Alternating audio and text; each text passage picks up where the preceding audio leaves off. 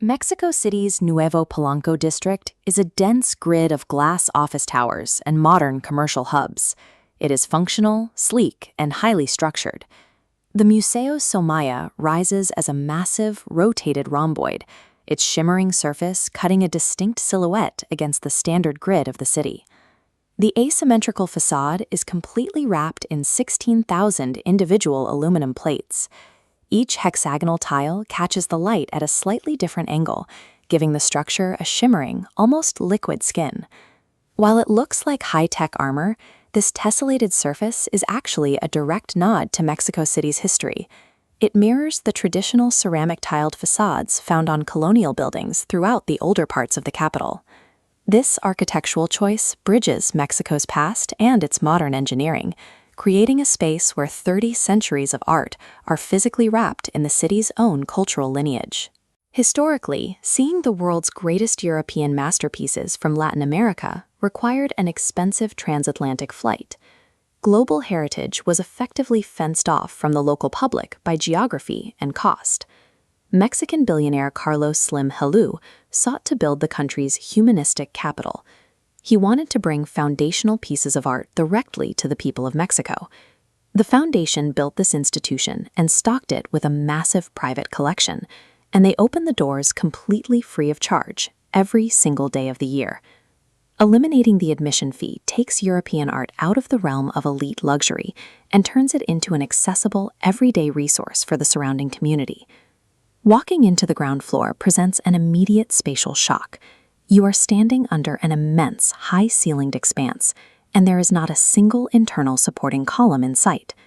To achieve this, engineers designed an invisible steel exoskeleton. 28 curved columns and 7 horizontal beams form a hard outer shell, pushing all weight to the perimeter. The load travels from the roof to the ground, entirely bypassing the center. By forcing the engineering to the extreme edges, the architects carved out the ultimate uninterrupted canvas to protect and display the art. Instead of taking stairs, visitors navigate the museum via a continuous, spiraling ramp that winds around the perimeter, gradually ascending through 6 floors. This physical climb frames an immersive journey through an archive of 66,000 pieces, stretching across 30 centuries of human history. The lower floors ground the collection in local history, featuring ancient Mesoamerican stone artifacts sitting alongside colonial-era coins and intricate decorative arts.